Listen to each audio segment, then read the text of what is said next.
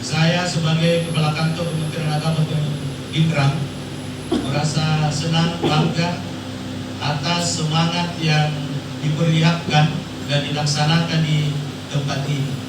Saya meyakini untuk pendidikan di madrasah akan lebih baik setelah ada alumni-alumni penguatan kompetensi kepala madrasah yang kita laksanakan pada hari ini.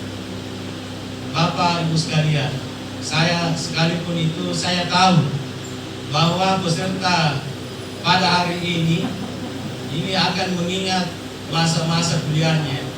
Mungkin ada yang sudah lama tidak pernah duduk di bangku kuliah, nah sekarang ingat lagi kembali.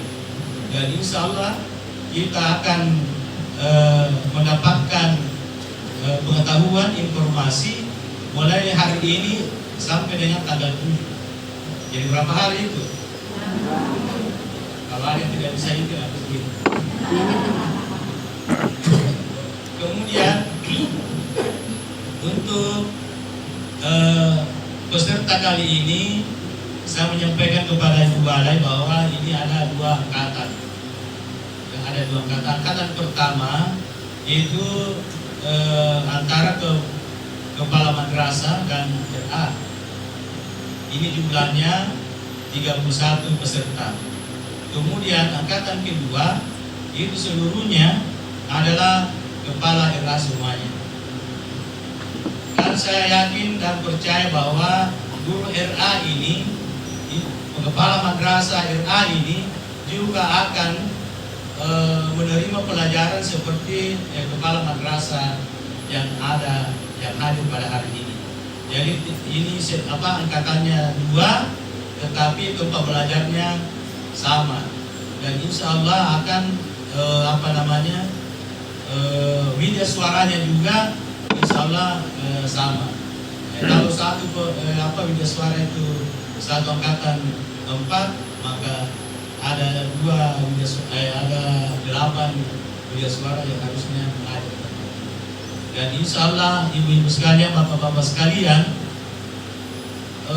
keinginan Ketua PGNI yang tentunya bekerjasama dengan Balai Diklat ini tujuannya jelas, supaya Bapak Ibu sebagai kepala madrasah menguasai terkait dengan tugas pokok sebagai kepala madrasah.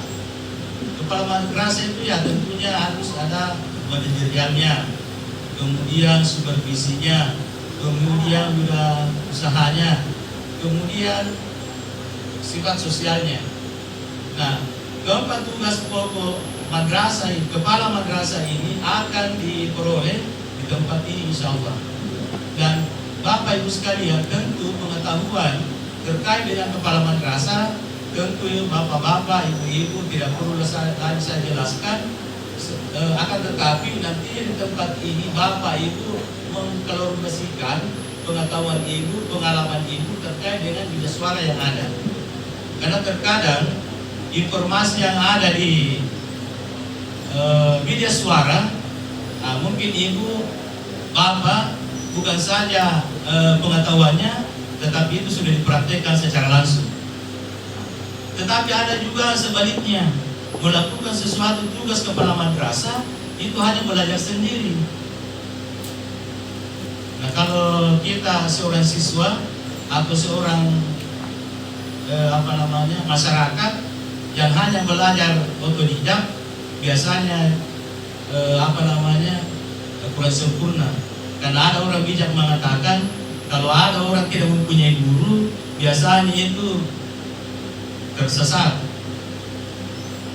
Ada di antara kita tidak punya guru? Semuanya punya guru. Artinya ibu-ibu, bapak-bapak dalam keadaan situasi yang tidak tersesat. Kemudian yang perlu saya sampaikan di tempat ini terkait dengan hubungannya Bapak Ibu sebagai kepala madrasah. Peraturan Menteri Agama nomor 24 tahun 2018 ini perubahan dari Pema 58 tahun 2017. Ini tentunya ada perbedaan yang terkait dengan kepala madrasah. Kepala madrasah Bapak Ibu sekalian itu ada tiga jenis atau tiga macam. Yang pertama, ada kepala madrasah, dia PNS, mengajar di kepala madrasah di madrasah negeri. Contohnya Pak Ansar, Pak Raul, Pak Puji Laksono. Semuanya itu adalah kepala madrasah PNS, tempat mengajarnya atau tempat tugasnya di madrasah negeri. Ada kepala madrasah, dia pegawai negeri, tempat tugasnya di madrasah swasta atau yayasan pendidikan di luar pemerintah. Yang mana itu contohnya? Ya, kira-kira seperti RA, kepala RA. Dan ini anehnya Bu, kepala balai tidak ada yang laki-laki kepala RA di sini. Kalau guru RA ada? Tidak ada. Nah, ini juga mungkin perlu ada penguatan. Kenapa mesti perempuan semua menjadi kepala RA dan guru RA? Ini, apakah hanya secara kebetulan atau ada regulasi yang mengaturnya?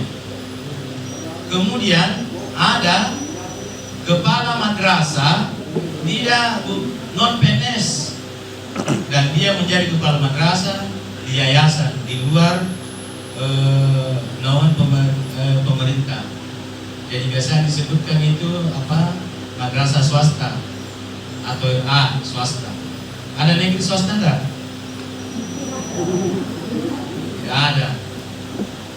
Olehnya itu Bapak Ibu sekalian, ini semuanya diatur oleh Peraturan Menteri Agama Nomor 24 Tahun 2017. Kemudian tugas pokok kepala madrasah tadi saya sudah sebutkan. Yang paling utama itu adalah fungsi manajerial. Tentu Bapak Ibu sekalian, manajer ini bukan berarti dia langsung diangkat begitu saja sebagai kepala madrasah, tetapi ada syarat-syarat tertentu yang harus dia lalui.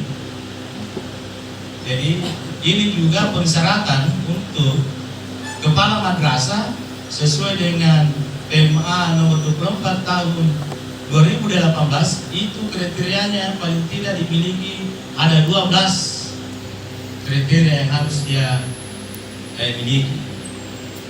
Kemudian syarat yang pertama umur. Jadi kalau di sini tidak terkenal lagi karena semuanya sudah jadi kepala madrasah atau kepala RA. Jadi bagi guru yang sudah berumur lewat dari 55 tahun satu hari, itu tidak boleh lagi diusul menjadi kepala madrasah atau kepala RA.